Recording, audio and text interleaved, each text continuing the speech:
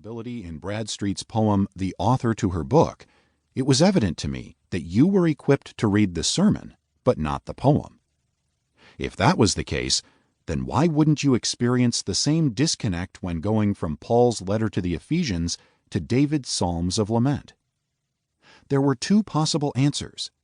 Either students were struggling to apply principles of reading biblical poetry to non-biblical poems, or they were not reading the poetry of the Bible as poetry. For a number of reasons, I concluded the second was the more likely answer.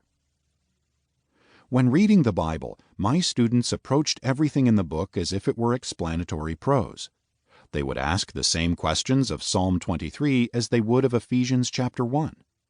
They would look for the main idea and try to draw an application for their own lives out of that main idea. Of course, they didn't come up with this approach or with this idea of what the Bible is on their own. They were taught this way of reading implicitly and explicitly over the course of their lives. I slowly began to realize just how thoroughly most Christians thought of the Bible itself as an instruction manual and of reading it as a process of looking for instruction or information. This revelation was personal as well. I recognized a deep divide in my own reading life between the works of literature I spend so much time with and the Bible. The problem with this dissonance is that the Bible is not only an instruction manual. It is so much more. Thus, to read it always for information is to miss out on the other forms of meaning it has for us, most especially the kind of relationship with God it seeks to foster. The basic argument of this book is that much of the Bible is written to be enjoyed. The implication is that if reading the Bible does not enact pleasure in you, then you may not understand what you have read. By understand here, I don't mean that you simply realize you should be comforted as a result of reading Psalm 23. I mean that the act of reading Psalm 23 should literally make you feel comforted. The Bible is our most direct access to God's words. It was written not only to convey information about Him, but also to provide a way for us to commune with Him and to meet Him in His Word. But in a world that largely separates information from enjoyment, we've come to experience the Bible primarily as a textbook or handbook, missing out on many of its more pleasurable aspects. The result is that we don't always love it like we could, or through it, love God as we should. Therefore, this book has two purposes.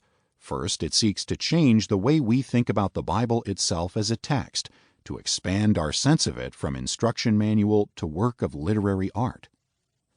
Second, it attempts to teach us how to read the Bible as a work of literary art.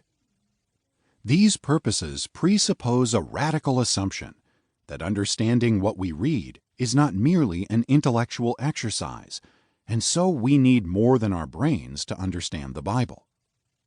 Because of their appeal to our emotions and imaginations, works of literature offer excellent models of texts that require a more comprehensive mode of reading.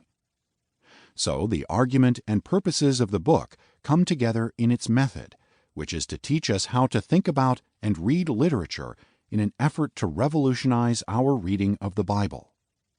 In other words, if you can learn how to enjoy a poem by Robert Frost, you're more likely to enjoy the Scriptures. And my prayer is that if you can learn to enjoy the Scriptures, then you will come to love them like you love other things, good food, your favorite film, a binge-worthy show. Just imagine if you delighted in the Bible like you delight in those things. A quick note about the literary examples you'll find throughout the book. Because I am a professor of American literature, most of the poems we'll practice reading come from the American literary tradition. I was also trying to keep the cost of permissions down, and so nearly all the poems are old enough to be in the public domain. Ultimately, I think this works out well, because these poems will likely not be as far removed in time and culture as the Bible from many of my readers, but there will still be some distance, so they offer a kind of half-step in terms of familiarity. In other words, we will practice reading literature via texts that are somewhat alien to us as we step toward reading the Bible, a text